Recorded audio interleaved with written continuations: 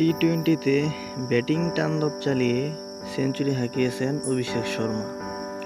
জিম্বাবুয়ের বিপক্ষে ৩ ম্যাচ সিরিজের দ্বিতীয় টি-টোয়েন্টিতে ব্যাটিংয়ে নেমে তাণ্ডব চালান এই ভারতীয় তরুণ ব্যাটসম্যান। ২৩ বছর বয়সী এই তারকা ওপেনার ক্যারিয়ারের দ্বিতীয় আন্তর্জাতিক ম্যাচ খেলেন আজ।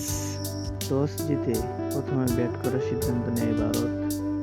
ওপেনিংয়ে ব্যাট করতে নেমে ১৩.৬ ওভারে দলীয় ১৪৭ রানে দ্বিতীয় ব্যাটসম্যান হিসেবে সাজঘরে ফেরেন অভিষেক শর্মা।